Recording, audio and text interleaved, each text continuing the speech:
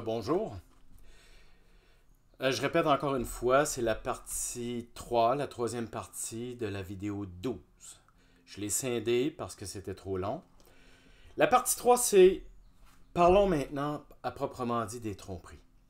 La première abordée, c'est une des deux qui vient du trône de Satan, mais celle-ci, à moins que j'aie mal compris, le Seigneur m'a dit, elle n'empêchera pas l'enlèvement, ni le salut, mais elle nuit énormément au corps de Christ, elle l'affaiblit et le divise.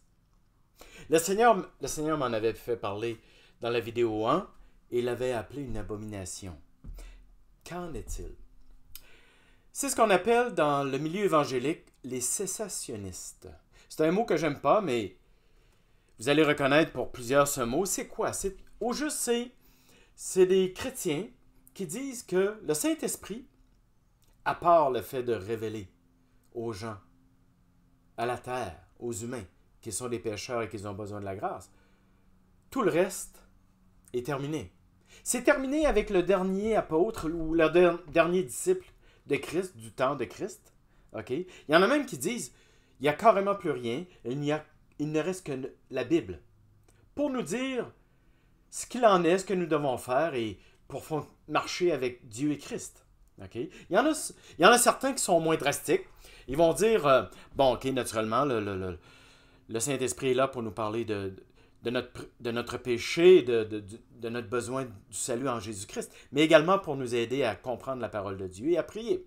Mais pour ce qui est de tout le reste, guérison, prophétie, etc., c'est disparu avec, encore une fois, le dernier disciple, le dernier apôtre du temps de Christ. Peut-être qu'il y en a en ce moment qui sont en train de se dire, mais c'est choquant ce qu'il dit, c'est même fâchant. S'il vous plaît, écoutez. Écoutez, s'il vous plaît.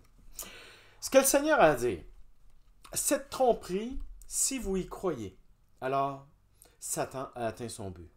L'idée derrière, c'est que Satan sait très bien ce qu'il fait. En copiant tout ce que Dieu fait par son esprit, il sait que plusieurs vont s'inquiéter et même auront peur. Auront peur et iront même jusqu'à dire une guérison, une prophétie, etc. Parce qu'ils voient la même chose du côté de Satan. Il y a des prodiges sataniques et tout, ok, qui ne sont pas de Dieu. Et c'est vrai. Ils vont dire, ils vont tout rejeter. Ils vont dire que plusieurs vont dire, c'est carrément de Satan, tout ça. Il y en a d'autres qui vont dire simplement, non, on rejette, point à la ligne. Ok? Mais dans tous les cas, Dieu dit, si vous avez peur, la peur n'est pas de Satan. Qu'est-ce que vous faites là? Satan a atteint son but. Et là, il m'a parlé de Matthieu 12 qu'on connaît. Du verset 24 à 32, je vous explique rapidement. C'est Jésus qui se fait accuser de chasser les démons par la puissance de Belzébul. Et là, Jésus explique, que c'est par la puissance du Saint-Esprit qu'il fait ces choses. Et c'est là qu'il va parler au verset 30. C'est là qu'il va dire, dans cet événement-là, qu'il va dire, qui n'est pas avec moi fait deux choses. Il est contre moi et il disperse. Il continuera au verset 32 à parler du blasphème contre le Saint-Esprit, comme on dit. Ceux qui parlent contre le Saint-Esprit, ça ne leur sera pas pardonné. Et là, il y a quelqu'un, je lisais ce passage à quelqu'un récemment, et la personne me disait quoi? Ils ne seront pas sauvés. Et je ne vous dis pas que ce que j'ai eu en esprit instantanément vient de Dieu. C'est pas ça que je dis, mais je vous le partage pareil. Je lui ai dit, écoute, disons que tu es dans une cour criminelle. OK? Il y a un accusé. Le juge, quand il émet son jugement, il peut dire, il peut dire absolution, pardon, ou il peut dire, voici votre condamnation. Mais est-ce que toute condamnation est obligatoirement la mort? Mais non. Et c'est là que le Seigneur m'a donné le verset Apocalypse 2, verset 23, pour expliquer. J'espère que j'ai bien compris. Le verset dit, je rends chacun selon son œuvre. Autrement dit, il y a des conséquences. Et là, il ne m'en a pas dit plus que ça. Et là, je me suis dit, mais oui, mais quelles conséquences? Et là, je me suis dit, on parle de récompense au ciel selon justement nos œuvres. OK? Il y en a différentes. Et peut-être que ce sera à ce niveau-là. Je ne sais pas. Je ne sais pas. Mais toujours est-il. OK?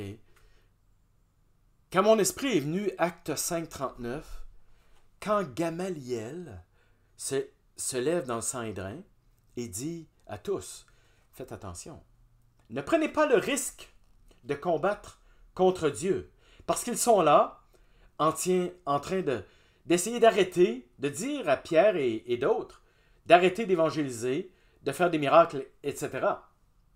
Et là, Paul, plus loin, dans Thessaloniciens, va dire, n'éteignez pas le Saint-Esprit. Et que fait-il, le Saint-Esprit? Il explique très bien dans 1 Corinthiens 12. Il est là, le Saint-Esprit, pour l'utilité commune.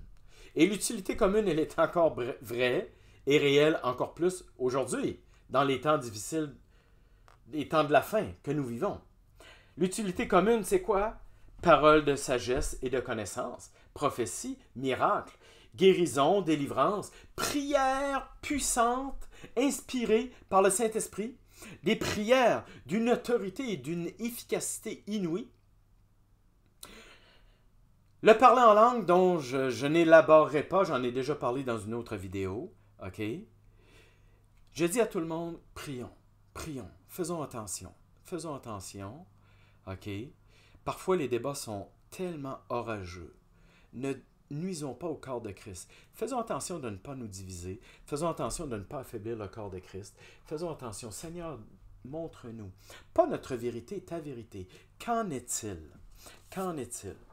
La deuxième tromperie qui vient directement du trône de Satan, Christ lui-même a parlé de ceci. Cette tromperie, contrairement à la précédente, va empêcher l'enlèvement de plusieurs, et même pire, le salut de d'autres. En fait, c'est quoi? C'est des personnes qui disent être converties à Christ, mais qui continuent de pécher. En fait, sans aucune repentance, impunément, ils continuent à pécher. Je m'interroge, moi, s'il y a eu vraiment conversion, où on crie à Dieu, sauve-moi de ce corps de malheur, ce corps de mort qui m'entraîne vers la mort. Seigneur, je veux changer de royaume et vivre sous ta seigneurie, dirigé par ton esprit. Une nouvelle naissance, où on a en horreur le péché, on le fuit, on le combat avec l'aide du Saint-Esprit. Là, ici, je vais vous parler de deux groupes. OK? Ça concerne deux groupes d'individus. J'explique le premier. C'est ceux qui vont dire, oui, ils vont être d'accord, ils vont dire, oui, la purification est nécessaire après la conversion, après la justification. OK? Oui, il ne faut plus pécher, ils vont en parler. Le problème, c'est qu'ils n'agissent pas. Ils continuent à pécher. Et un péché continué, de façon volontaire, devient une iniquité. C'est grave, là. Là, je ne parle pas, s'il vous plaît. Prenez note de ce que je vais dire là. Je ne parle pas, absolument pas, de nous tous qui nous battons contre la chair, le péché qui nous colle à la chair. C'est difficile, mais le Seigneur dit ceci. Je vous ai donné deux choses. Vous avez ma grâce pour recevoir mon pardon, pour être délivré de tout péché, lavé. Vous avez la puissance de mon esprit pour être dirigé à 100%, afin, par lui, dirigé à 100% par lui, afin de ne pas faire les désirs de la chair. Quand nous nous battons, c'est une façon de parler, oui, quand nous nous battons, quand nous fuyons le péché, le mal, quand nous nous battons contre le péché, le mal, nous avons la grâce. C'est-à-dire, le pardon est encore là. Pardon, Seigneur. J'ai trébuché, comme on dit. Seigneur, pardon, mais pas seulement ça, je rejette. Je ne veux plus ça dans ma vie. Et s'il le faut, on a l'autorité, la puissance du nom de Jésus-Christ pour lier ces choses et les chasser. Les jeter à la croix, pourquoi pas? C'est là que ça a été pris, à la croix de Christ. Et Christ, comme j'ai dit, l'a très bien expliqué, quand vous faites le ménage de votre vie, ne laissez pas la place libre. Et ça va revenir 7 fois pire. Moi, je l'ai expérimenté dans ma vie, à un moment donné, face à un péché. Et le Seigneur dit, ne laissez pas la place vide. Seigneur, viens occuper la place que j'ai libérée. Et pourquoi pas, Seigneur, j'ai rejeté un pardon, un péché de, je sais pas moi, d'agressivité. Pardon, je rejette ça. Seigneur, maintenant, donne-moi ta douceur. Donne-moi ta maîtrise de soi, etc., etc. Pourquoi pas? Oui. Hébreux 10, 26 est très clair. Tous ceux qui pêchent volontairement après avoir reçu, connu la vérité c'est la croix. La croix, Christ est mort pour nos péchés, il nous appelle à mourir à nos péchés, à naître de nouveau, à mourir, prendre notre croix, mourir et être des disciples de Christ. Donc, ce sont tous ceux qui pêchent volontairement après avoir connu la vérité. Et là, la parole dit, il est dit, il n'y a plus de sacrifice possible. Là. OK? Tu fais fi de la croix qui t'appelle à te repentir quand tu trébuches, quand tu pêches. Et là, tu veux continuer dans ton péché. Dieu dit ceci, reculez, reculez. Reculez jusqu'à la croix que tu as mis de côté. Reviens et repens-toi. C'est ça la sanctification de gloire en gloire. 1 Pierre 1, 14, 15.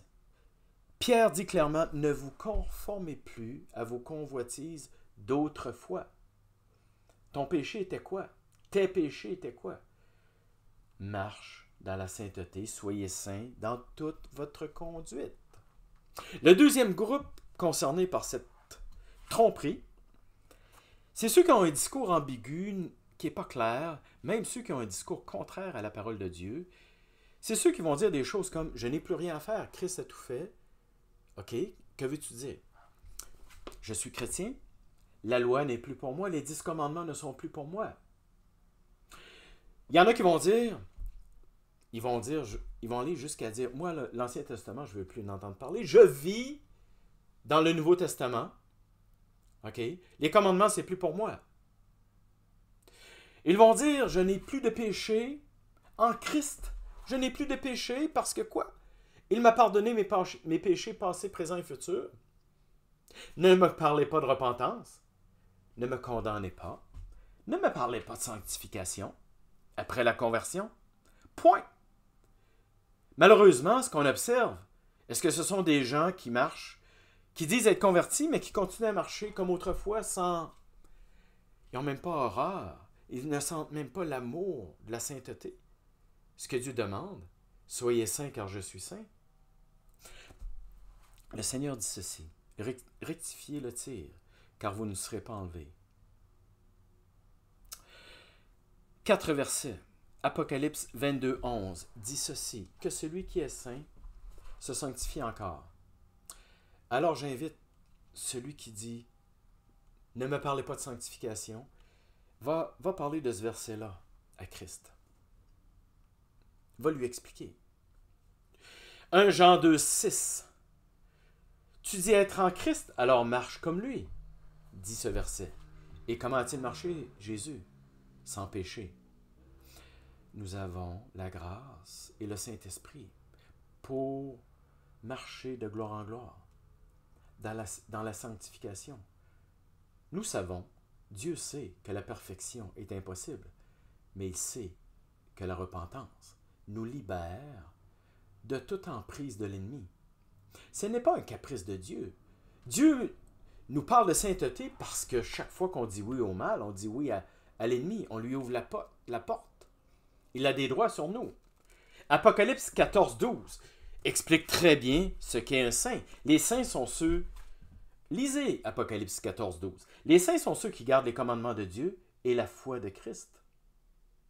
Pas seulement la foi de Jésus-Christ, les qui gardent les commandements de Dieu. D'ailleurs, Dieu a dit dans Ézéchiel 36, 27, « Je mettrai mon esprit en vous et vous serez capable d'observer et pratiquer mes lois et mes commandements. » Dieu est très clair. La parole de Dieu est très claire. Dieu a créé un univers totalement, mais totalement dépourvu de mal et de péché. Mais Lucifer s'est rebellé dans son orgueil, a voulu prendre la place de Dieu, s'élever au-dessus, prendre la place de Christ, mais il a été déchu, sorti du ciel, ok, ne pouvant s'attaquer, je vais dire, à Dieu. Il attaque ses créatures. Chaque fois qu'on dit oui au mal, on dit oui à Satan. 100% du mal vient de Satan.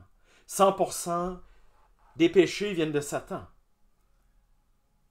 Il tente notre chair et nous disons oui. À ce moment-là, il a des droits sur nous. Allez relire Adam et Ève, qu'est-ce qu'il s'est passé? Qu'est-ce qui est arrivé? Et à ce moment-là, il nous donne 3 choses. Vous le savez. La souffrance, le péché, et on sait à quel point on peut s'enfoncer dans le péché, et il a maintenant le droit de nous donner la mort. En fait, c'est pas compliqué. Dieu n'envoie personne à la mort, à la deuxième mort, la mort spirituelle, en enfer. Non, non, nous allons directement là. Ce monde entier est sous le pouvoir de Satan à cause du péché, parce on dit tous, d'une façon ou d'une autre, oui à Satan. Lui, sans arrogance, il peut dire à Dieu, Alain m'a dit oui. Il n'a pas dit oui à toi, il avait le choix. Il a dit oui à moi. C'est moi qui le suis. Avouez qu'il a raison. Dans la parole, quelque part, il est écrit qu'il nous accuse nuit et jour devant le trône de Dieu. Ça, c'est l'Ancien Testament. Mais Dieu, voyant qu'on est incapable de se débarrasser de ses souffrances, du péché, de la mort, il est venu lui-même. Il s'est incarné. Il est venu en tant qu'homme. Dieu fait chair. OK? Et là, il est venu prendre ces 3 choses, souffrance, péché et mort. Il le peut. Il est le créateur de toute vie. Et accepter ce que Christ a fait, c'est, Seigneur, pardon. Pardon pour ma rébellion, pardon pour ma vie de péché. Seigneur, viens me sortir de là. Aide-moi à naître de nouveau.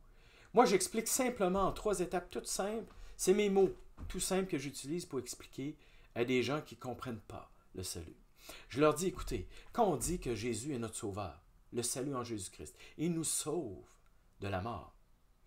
Et il y a 3 étapes simples. Seigneur, oui, pardon, pardon. Viens à mon secours. Seigneur, en fait, on en vient à avoir une horreur pour le péché, pour notre vie qu'on avait, et on ne la veut plus. Seigneur, je veux mourir à ma chair. Viens à mon secours. Fais-moi naître de nouveau. Je veux changer de royaume, du royaume des ténèbres. Je veux passer au royaume de Dieu. Ça ne s'arrête pas là. C'est pas seulement, OK, j'ai mis Jésus dans ma vie, puis je fais la vie que je veux. Non, Seigneur, maintenant, je veux mourir à ma chair. Je veux mourir à moi-même. Comme Christ l'a dit, afin, je veux être ton disciple. Alors, Seigneur, règne, sois Seigneur de ma vie, pas à 10%, à 100%. C'est le sens de la 2e étape du baptême dans l'eau. Seigneur, je veux mourir, je meurs à moi-même et je renais avec toi, Seigneur de ma vie.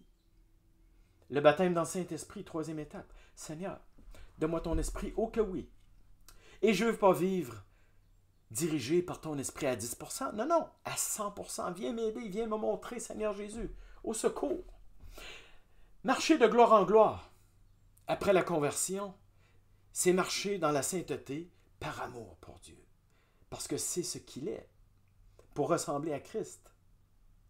Dans une repentance continuelle, lorsque c'est nécessaire, lorsqu'on trébuche.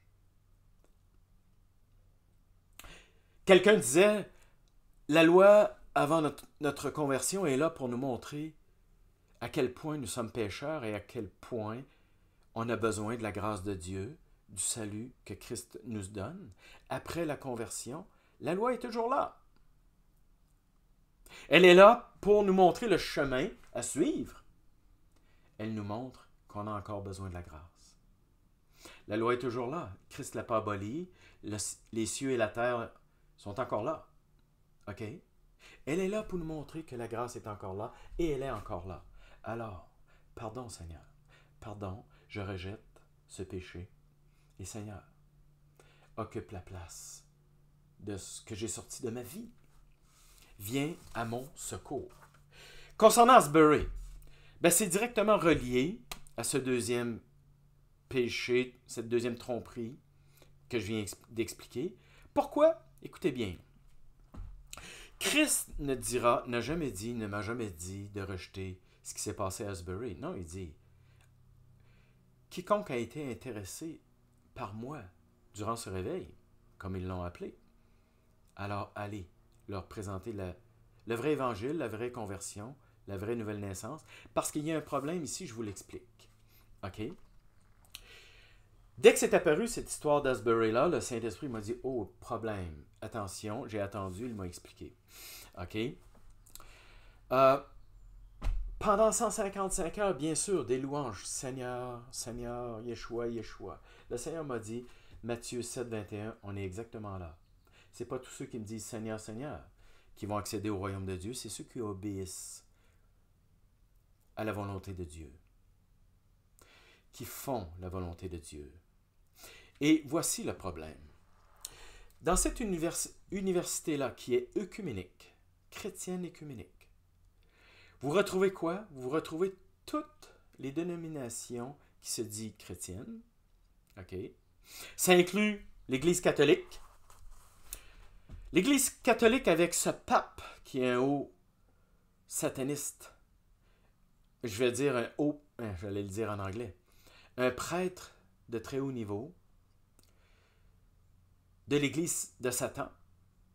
Il ne parle même plus de Christ, ni de la croix, ni de la repentance, ni rien. C'est à peine s'il parle de Dieu. Il parle d'amour et de fraternité humaine. Et ça inclut l'œcuménisme, toutes les dénominations qui acceptent l'homosexualité, qui marie des homosexuels, qui ordonne des pasteurs homosexuels, qui marie des pasteurs homosexuels. Alors que Dieu dit ce péché est une abomination. Je crois même que c'est un des péchés favoris, on dirait, de Satan. Tellement il nous harcèle. Depuis une année, c'est épouvantable. Avec la communauté LGBTQ, les Gay Pride, l'interdiction qui est démarrée, ces lois qui approchent, qui sont déjà là dans certains endroits, où il est interdit à un parent d'empêcher son enfant de changer de sexe, où il est interdit d'aider un chrétien homosexuel à se débarrasser de son homosexualité, même si la demande vient de l'homosexuel. OK? C'est grave. Le problème, écoutez, dans cette université-là, il y a une communauté LGBTQ qui a droit d'existence, qui a un statut reconnu dans l'université, une association, etc. et tout. Et sur l'estrade, durant les louanges, une partie de cette communauté-là était là. Ils avaient droit de parole, ils se sont affichés, aucun problème. OK? Et il y a même, j'écoutais un pasteur qui disait, j'ai communiqué un des meneurs de la louange sur l'estrade, sur les réseaux sociaux, je l'ai contacté, je lui ai parlé, OK, de son péché d'homosexualité, de la repentance et tout, et il m'a bloqué. Et ce jeune-là, qui était sur l'estrade, a rajouté ceci. Il dit, pendant longtemps, vous avez maltraité, rejeté, condamné les Noirs, les femmes. Maintenant est venu le temps d'arrêter de condamner, maltraiter la communauté LGBTQ. Il a dit ceci, j'aime Christ et je sens que Christ m'aime comme je suis. Là est le problème. Moi, c'est une phrase que je ne dis plus, car ce n'est pas vrai. OK? Christ nous aime. Point. Mais pas comme on est, pécheur, corrompu et tout. Sinon, pourquoi serait-il venu mourir pour nos péchés si les péchés n'étaient pas graves? Pourquoi nous parlerait-il de conversion, de repentance, de mourir au péché, de naître de nouveau, de sainteté, etc., s'il n'y a rien là? Moi, je vous dis une chose. Disons, il y a un tueur en série. Pensez-vous qu'une mère va lui dire « Je t'aime, mon fils, comme t'es. Ce que tu as fait, c'est pas grave, je t'aime comme tu es. » Pardon? Non. Une mère irait jamais dire ça. Elle va dire « Je t'aime, mon fils, point. » Mais ce que tu as fait, c'est une horreur. S'il te plaît, arrête. Change. Repens-toi, fais quelque chose. Arrête. Change de vie. Et c'est la même chose. Et voici le problème. S'il y a des gens, et c'est le cas, qui ont été attirés par Asbury, qui sont allés, des athées, des chrétiens pas très affermis, Un et un, ça fait encore deux. Ces gens ont très bien vu ce qui se passait. OK? La communauté LGBTQ ne s'est pas cachée, là. OK? Il y en a plusieurs qui ont vu ça. Et moi, je vous dis, il y en a qui ont vu et qui peut-être se sont dit, un et un, ça fait encore deux. Lui, son péché, il le garde. Ça semble pas grave. Mon Dieu, c'est rendu cool, Jésus. Ben moi, mon péché, pourquoi je m'en débarrasserais? Qu'importe ce qu'il est. D'après vous, cet individu est intéressé par Christ. Quelle sorte d'enseignement, quelle sorte d'église va-t-il rechercher? Un enseignement qui lui dit « Repens-toi. Repens-toi de tes péchés. S'il te plaît, repens-toi, etc. » Va-t-il choisir une église qui enseigne ça, des enseignements qui annoncent ça? Je ne suis pas certain, moi. Je pense qu'il va chercher une... Si ce n'est pas une église LGBTQ, parce que ça existe, OK, il va chercher une église qui prêche absolument pas ça, n'importe quoi sauf ça. OK?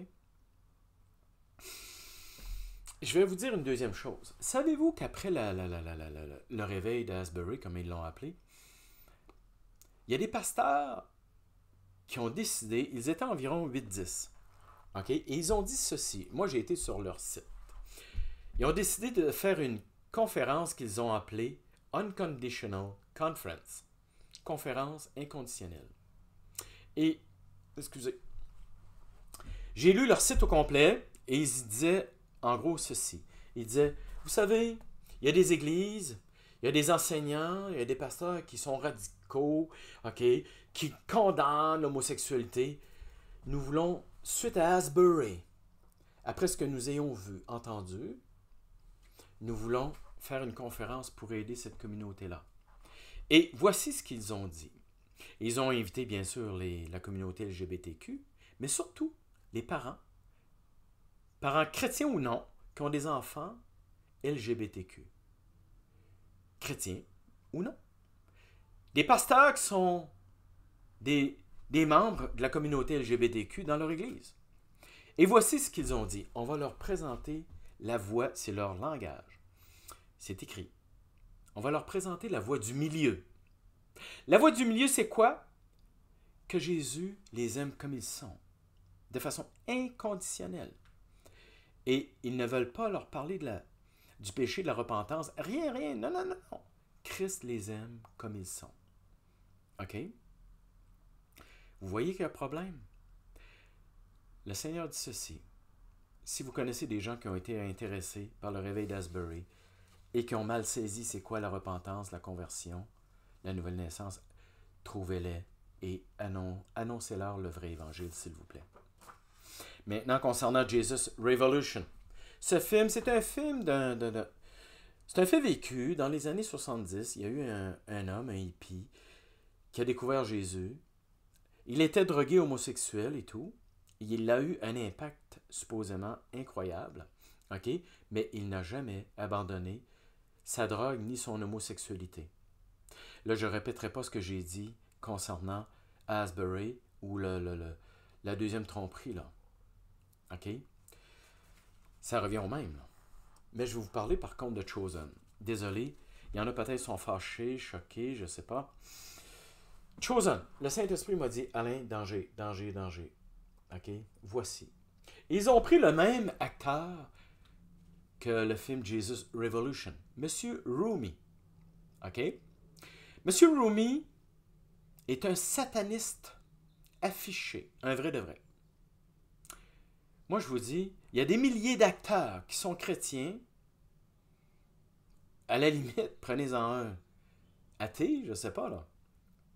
Mais s'il vous plaît, pourquoi avez-vous pris un acteur satanique? Oui, mais Alain, il n'y a rien là. Je me l'ai fait dire. Il n'y a rien là. Un sataniste n'est pas un athée normal, là. Non. Un sataniste est quelqu'un qui a une haine pour Christ. Christ et l'Église de Christ. Ses faits et gestes sont axés contre l'Église de Christ et contre Christ. C'est pas anodin, là, un instant, là. OK? Tout acteur a une influence sur le rôle, le texte, va influencer le réalisateur. Un sataniste prie, et plus que ça, il fait des incantations. Il envoie des malédictions. OK? Et je vous garantis qu'il en a fait. C'est un sataniste. Et je vous dirais même que je suis à peu près certain qu'il y avait une équipe derrière lui. N'oubliez pas une chose. Le pape l'a félicité pour son rôle dans ce film. Moi, un sataniste de haut niveau comme le pape qui félicite M. Rumi, je me dis, le pape devait, pas le pape, Satan devait être content. Désolé. Je ne suis pas ironique. Je suis profondément outré, déçu. Il y a une dame qui m'a écrit, qui m'a dit j'en ai rien à faire que M. Rumi soit un sataniste, que les Mormons ont fait ce film, que le pape a félicité M. Rumi. Moi, ça parle de Jésus, c'est tout ce qui compte. OK. Mais je vais vous expliquer qu'un sataniste, encore une fois, n'est pas n'importe qui. Moi, j'ai le goût de dire aux gens qui pensent comme la dame, c'est comme si vous me diriez, un sataniste vient dans mon église, ça ne me dérange pas, qu'il prenne la meilleure prêche, la prêche favorite de mon pasteur favori, et qu'il la prêche à sa place. Et il n'y a rien là. Vous pensez qu'il ne changera pas des mots, qu'il ne changera pas. Vous pensez qu'il ne fera pas d'incantation, de prière. Moi, désolé. Moi, je vois ça arriver, je quitte à la course cette église pour de bon. OK? Ouais, mais Alain, c'est mon divertissement. Ben, je vous comprends. S'il vous plaît, trouvez-en un autre. Et Seigneur, que lire ta parole encore et encore soit un divertissement. Pas pour s'amuser. Ben oui, mais dans le sens de qu'on soit toujours ébahi par ta parole.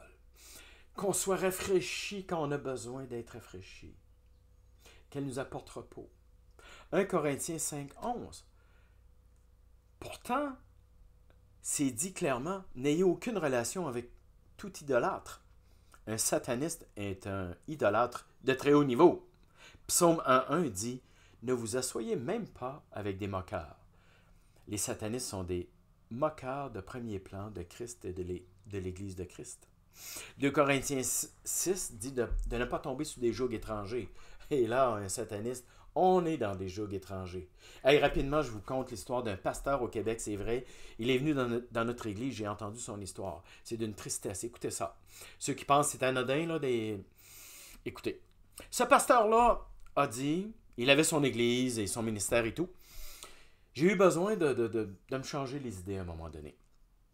OK? J'ai commencé à m'intéresser aux jeux vidéo. Naturellement, c'est un pasteur, pas des jeux sataniques, etc. Non, des petits vidéos très anodins. Là. Des jeux vidéo. OK? Le problème, c'est que il est tombé très bas. Il a perdu son ministère. Il a perdu son église, naturellement. Il a perdu sa femme. Il a perdu le contact avec ses enfants. Il a tout perdu. Véhicule, maison, tout. OK? Et là, le Seigneur, il dit ceci. Le Seigneur est venu me voir. Et il m'a dit, qu'est-ce que tu as fait là? Je t'ai dit de faire attention à tes fréquentations. De faire attention où tu mets le pied. Tu as gravement péché. Et là, le Seigneur lui a dit quoi faire. Se repentir, etc. Et il l'a rétabli. Et cet homme fait le tour des églises pour expliquer à qui veut l'entendre des dangers supposément anodins des jeux vidéo. Ou même, il est allé plus loin que ça. Christ lui a expliqué le danger de la télé. Et il y a des films et des émissions pires que d'autres. S'il vous plaît, si vous connaissez des gens intéressés par Christ à cause de Chosen, trouvez-les et présentez-leur le vrai évangile. Et non pas juste Jésus, Seigneur, Yeshua, là. OK? Je ne suis pas sarcastique. Je ne ridiculise pas. Je suis en horreur face à des gens qui s'en vont en enfer alors qu'ils n'ont pas fait ce qu'il fallait, la vraie nouvelle naissance. Concernant M. Trump, OK, je me dépêche. OK, j'ai déjà parlé des vidéos 4 et 6. Si vous voulez aller jeter un œil, OK, sur YouTube, libre à vous. Donald Trump est un sataniste de très haut niveau. Écoutez bien, je suis tombé sur une vidéo très particulière d'une sataniste de très haut niveau, OK, qui a dit ceci. Quelle est la crédibilité? Je vous présente quand même ce qu'elle a dit. Elle a dit, je vous le dis, Donald Trump est un sorcier de haut niveau, de niveau 5. Si j'ai bien compris, c'est le plus haut niveau. C'est un sorcier de type MAGA, M-A-G-A. Moi, je me suis dit, bon, les satanistes aiment tellement rire de nous. Quelle ironie, M-A-G-A. Donald Trump avec ses calottes, M-A-G-A. Make America Great Again. C'est tellement leur style, les satanistes. Rire de nous avec des symboliques, des mots qui à double sens, etc. Il y a beaucoup de monde qui m'ont dit, Alain, il veut et il va nettoyer le marais, emprisonner les méchants, tout arrêter. Son père est le diable, le père du mensonge. Il n'a jamais nettoyé le marais. Il n'a jamais voulu. Il ne fera jamais de ménage dans le marais. Il n'a jamais voulu être élu, sinon il aurait été obligé de faire le ménage au lieu de faire des promesses en l'air, comme il a toujours fait. Oui, mais les élections ont été truquées. C'est pour ça qu'ils n'ont pas été réélus. Il l'a dit lui-même. Il savait exactement comment avaient été autrefois trafiquer les élections.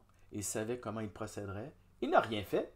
Il est le président des États-Unis avec toutes les technologies, toutes les possibilités pour mettre à jour les trucages et les contrer. Il n'a rien fait. Rien. Rien. Il voulait que tout se continue comme d'habitude. Il n'a rien fait après les élections, après les avoir perdues. OK? Il n'a rien fait. OK? Aucun recours. Rien. Alain, il a rétabli Jérusalem comme capitale d'Israël. Oh boy. S'il y a des gens qui veulent le rétablissement de la capitale, de cette capitale, Jérusalem, c'est bien les francs-maçons. Ils veulent y construire. C'est le critère de base pour reconstruire le temple, afin d'y assurer qui, vous pensez? L'abomination de la désolation. Alain, il a dit, Jésus est le boss. Là, je m'excuse, je vais essayer de ne pas me fâcher. Parce que quand j'ai entendu ça, j'étais en colère. J'ai vu les chrétiens en liesse. Super, amen, merci. Il a dit que Jésus est le boss, c'est merveilleux. Un instant. Je vais vous expliquer quelque chose. Savez-vous que pour les satanistes, ils appellent Satan le boss de l'univers. Moi, là, quand je l'ai entendu, je me suis dit, mais voyons donc, tu veux rire de moi, toi, Donald Trump? Tu rabaisses Jésus à un simple rôle de boss de l'univers? Hé, Donald Trump, il n'est pas le boss de l'univers. Il est le créateur de l'univers. Il est la parole de Dieu qui a tout créé. Il est celui qui est venu sur la croix, qui a vaincu Satan. Il est le nom au-dessus de tout nom, qui met tout démon et Satan lui-même à genoux devant lui. Il est le roi des rois. Il n'est pas le boss, il est le seigneur des seigneurs. Donald Trump, je m'excuse, je suis fâché. Je suis fâché parce que c'est épouvantable. Et il y a des chrétiens qui se laissent tromper par ça. Donald Trump, repens-toi. Tu t'en vas en enfer, mon cher. Le Seigneur m'a dit de prier pour lui. Au début, je croyais que, trompé comme tout le monde, que c'était pour, allez, Monsieur Trump, Seigneur, bénis-le pour qu'il continue. Le Seigneur m'a arrêté. Allez voir la vidéo 4. Il m'a arrêté. Alain, t'as rien compris. Je t'ai dit de prier parce qu'il n'est pas un chrétien. Loin de là, c'est un sataniste pris pour son salut. Donald Trump est un homme d'une intelligence, vous n'avez pas idée. Il y a beaucoup de chrétiens évangéliques aux États-Unis. Savez-vous que 85% des chrétiens évangéliques ont voté pour M. Donald Trump? OK? Et il le sait qu'il fallait qu'il s'allie les chrétiens évangéliques. Il s'est allié qui? Mme Paula White et des prédicateurs évangéliques du même style. Évangile de prospérité. Mme White avec sa richesse, ses avions, ses maisons, ses églises, etc. Désolé, je vais dire les choses comme elles sont. OK? Pire que ça, il s'est allié d'autres chrétiens évangéliques très, très influents aux États-Unis. J'ai vu des vidéos, je me sens pas confortable de vous donner le nom de ce couple, mais il y en a eu d'autres. Ce couple-là, je les ai entendus, vus dans une vidéo, dire ce que je vais vous dire là. OK? Ce couple-là, c'est exactement le genre de chrétien qui dit « En Jésus, je ne pêche plus, je suis pardonné de tout péché passé, présent et futur. » Savez-vous ce qu'ils faisaient? Les autres l'ont dit carrément, je les ai entendus.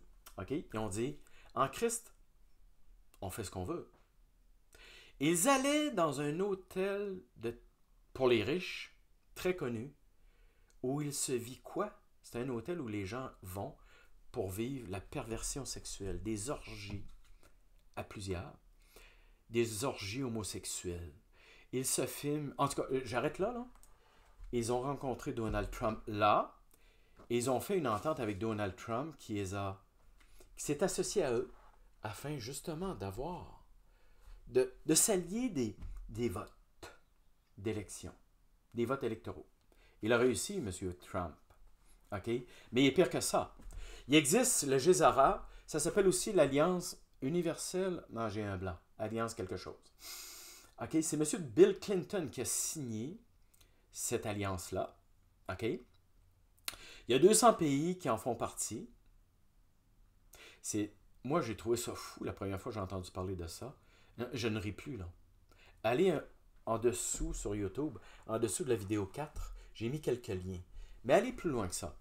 Ces 200 pays-là sont... Qu'est-ce qu'ils veulent faire? Amener la paix et sécurité sur Terre. OK? Ce sera une fausse paix et sécurité. Ils disent même qu'ils ont reçu d'entités extraterrestres. Puis là, on ne sait pas si c'est des extraterrestres ou des démons, là, mais qu'importe. Des technologies pour guérir toute maladie, cancer, etc. Là, OK? Ils disent même ceci. Écoutez bien ça, là. OK?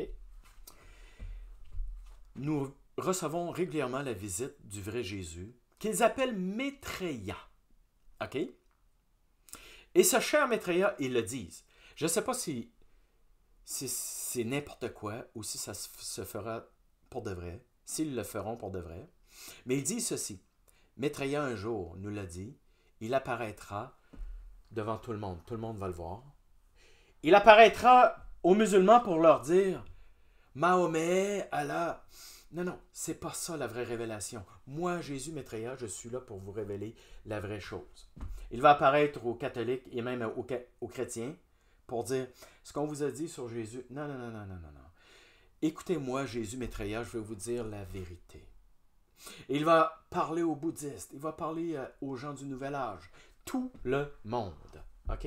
Est-ce que ce sera une apparition réelle? Je ne sais pas. Quel type d'apparition? Un hologramme quelconque? On entend parler de plein de choses. Je ne sais pas. Vous pouvez rire de ça. Moi, je riais à gorge déployée. Je ne ris plus. Je ne sais pas où Donald Trump en est rendu, mais il l'appelle leur commandant en chef. Il est à la tête de ce groupe-là. Il en a parlé un mot à peine couvert durant son mandat. Moi, je l'ai entendu. OK? Dernière chose, faites donc attention. Il y a un mouvement prophétique et je les ai suivis pendant 2 ans. À un moment donné, j'ai arrêté, j'en pouvais plus. Des prophéties toujours axées sur la prospérité, des trucs comme ça. Et à travers ces gens-là, il y a des prophètes. Il y a beaucoup de prophètes parmi eux qui ont annoncé la réaction de Donald Trump. Ça, c'est pas fait. Et là, ils reviennent à la charge, là. J'en ai entendu récemment, là. Des mêmes personnes continuent à dire « Ah ben là, il revient. Là, il va être élu. Et là, il va faire le ménage. Et là, il va sauver. Il va nous sauver des méchants. » S'il te plaît, faites attention, soyez prudents comme des serpents, comme Jésus nous a dit. OK? J'ai terminé. Cette vidéo est très pénible pour moi. Pour être franc, j'ai obéi à Christ, mais c'est difficile pour moi de dire toutes ces choses. Mais je vais dire quelque chose. Seigneur, aide-nous à voir ta vérité, pas la nôtre. Seigneur, viens nous aider. Au secours, viens nous aider. Viens nous aider, s'il te plaît. Je vous dis, j'ai terminé. Je vous dis au revoir. Merci. À la prochaine.